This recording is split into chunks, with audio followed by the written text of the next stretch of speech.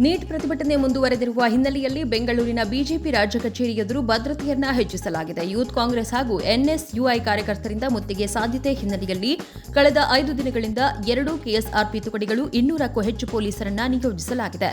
Barricade ಅಳವಡಿಸಿ ಕಚೇರಿ ಎದುರಿನ ರಸ್ತೆಯನ್ನ ಬಂದ್ ಮಾಡಲಾಗಿದೆ. ಬೆಂಗಳೂರು ಉತ್ತರ ನಗರ ಪಾಲಿಕೆಯ ಯುಬಿ 100 ವಿಶೇಷ ಸ್ವಚ್ಛತಾ ಅಭಿಯಾನದ ಅಡಿ 100ನೇ ಕಸದ ಬ್ಲಾಕ್ ಸ್ಪಾಟ್ನ ಥಣಿಸಂದ್ರದಲ್ಲಿ ನಿರ್ಮೂಲನೆಗೊಳಿಸಲಾಯಿತು.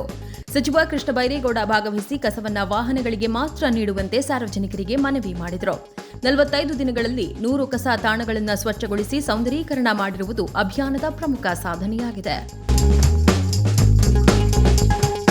ಬೆಂಗಳೂರು ಸ್ಯಾಟಲೈಟ್ ಬಸ್ ನಿಲ್ದಾಣದ ಬಳಿ ಮಿನಿ ಟ್ಯಾಂಕರ್ ಬ್ರೇಕ್ ಫೇಲ್ ಆಗಿ 5-6 ವಾಹನಗಳಿಗೆ ಡಿಕ್ಕಿ ಹೊಡೆದ ಪರಿಣಾಮ ಸರಣಿ ಅಪಘಾತ ಸಂಭವಿಸಿದೆ. ಬೆಳಗಿನ ಜಾವ ನಡೆದ ಘಟನೆಯಲ್ಲಿ ಯಾವುದೇ ಪ್ರಾಣಾಪಾಯ ಸಂಭವಿಸಿಲ್ಲ. ಬ್ಯಾಟರಾಯನಪುರ ಸಂಚಾರ ಪೊಲೀಸರು ಸ್ಥಳಕ್ಕೆ ಭೇಟಿ ನೀಡಿ ಪರಿಶೀಲನೆ ನಡೆಸಿ ಪ್ರಕರಣದ ತನಿಖೆ ಆರಂಭಿಸಿದ್ದಾರೆ. ಬೆಂಗಳೂರಿನ ಬಿನ್ನೆಮಿಲ್ ಸಮೀಪ ಚಲಿಸುತ್ತಿದ್ದ ರೈಲಿಗೆ ಸಿಲುಕಿ ಯುವಕನೊಬ್ಬ ಮೃತಪಟ್ಟಿದ್ದಾನೆ. ಘಟನೆಗೆ ನಿಖರ ಕಾರಣ ಇನ್ನಷ್ಟೇ ತಿಳಿದು ಬರಬೇಕಿದೆ. ಮಾಹಿತಿ ಪಡೆದ ಮೆಜೆಸ್ಟಿಕ್ ರೈಲ್ವೆ ಪೊಲೀಸರು ಸ್ಥಳಕ್ಕೆ ಭೇಟಿ ನೀಡಿ ಪರಿಶೀಲನೆ ನಡೆಸಿದ್ದಾರೆ. ಮೃತದೇಹವನ್ನು ಮರಣೋತ್ತರ ಪರೀಕ್ಷೆಗೆ ರವಾನಿಸಿ ಪ್ರಕರಣ ದಾಖಲಿಸಿ ತನಿಖೆ ಮುಂದುವರಿಸಿದ್ದಾರೆ. ಬೆಂಗಳೂರು ಹೆಬ್ಬಾಳದಿಂದ ಮಾನ್ಯತಾ ಟೆಕ್ ಪಾರ್ಕ್ ಕಡೆ ಸಾಗುತ್ತಿದ್ದ ಬಿಎಂಟಿಸಿ 500A ಬಸ್ನಲ್ಲಿ ಯುವತಿಗೆ ಲೈಂಗಿಕ ಕಿರುಕುಳ ನೀಡಿದ ಆರೋಪ ಕೇಳಿಬಂದಿದೆ. ಯುವತಿ ಧೈರ್ಯದಿಂದ ಆರೋಪಿಯನ್ನ ಪ್ರಶ್ನಿಸಿದರೆ ಚಾಲಕ ಪ್ರವೀಣ್ ಬಸ್ ನಿಲ್ಲಿಸಿ ಆರೋಪಿಗೆ ಥಳಿಸಿದ್ದಾರೆ. ಘಟನೆ ಸಂಬಂಧ ಪೊಲೀಸರು ಮಧ್ಯಪ್ರವೇಶಿಸಿದ್ದು ವೈರಲ್ ವಿಡಿಯೋ ಆಧರಿಸಿ ತನಿಖೆ ಮುಂದುವರೆಸಿದ್ದಾರೆ. ನೀಟ್ ಸೇರಿದಂತೆ ಪರೀಕ್ಷಾ ಪ್ರಶ್ನೆ ಪತ್ರಿಕೆ ಸೋರಿಕೆ ಪ್ರಕರಣಗಳನ್ನು ಉಲ್ಲೇಖಿಸಿದ ಬಿಆರ್ಎಸ್ ಕಾರ್ಯಾಧ್ಯಕ್ಷ ಕೆಟಿ ರಾಮರಾವ್ ಪ್ರಧಾನಿ ನರೇಂದ್ರ ಮೋದಿ ವಿರುದ್ಧ ವಾಗ್ದಾಳಿ ನಡೆಸಿದರು. ಯುವಜನರ ಧ್ವನಿಯನ್ನ ನಿರ್ಲಕ್ಷಿಸಬಾರದು ಎಂದು ಹೇಳಿದ ಅವರು ಪ್ರತಿಭಟನಾ ವಿದ್ಯಾರ್ಥಿಗಳಿಗೆ ಬೆಂಬಲ ವ್ಯಕ್ತಪಡಿಸಿ ಅಗತ್ಯವಿದ್ದರೆ ಕೆಸಿಆರ್ ಕೂಡ ಹೋರಾಟದಲ್ಲಿ ಭಾಗವಹಿಸಲಿದ್ದಾರೆ ಎಂದು ತಿಳಿಸಿದರು.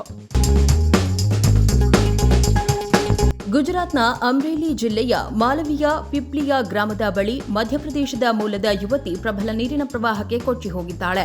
ಅಗ್ನಿಶಾಮಕ ಹಾಗೂ ರಕ್ಷಣಾ ಸಿಬ್ಬಂದಿ 4 ಗಂಟೆಗಳ ಶೋಧ ಕಾರ್ಯದ ಬಳಿಕ ಘಟನೆ ನಡೆದ ಸ್ಥಳದಿಂದ ಸುಮಾರು 6 ಕಿಲೋಮೀಟರ್ ದೂರದಲ್ಲಿ ಯುವತಿಯ ಮೃತದೇಹವನ್ನು ಪತ್ತೆ ಹಚ್ಚಿದ್ದಾರೆ.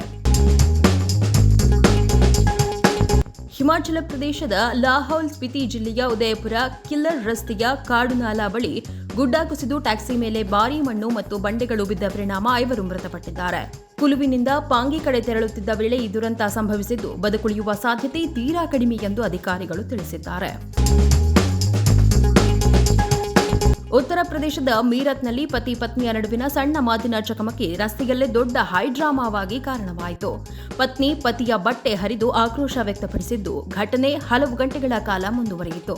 ಸ್ಥಳದಲ್ಲಿ ಜನರು ಜಮಾಯಿಸಿದರೆ ಈ ದೃಶ್ಯ ಸಾಮಾಜಿಕ ಜಾಲತಾಣಗಳಲ್ಲಿ ವೈರಲ್ ಆಗಿದೆ.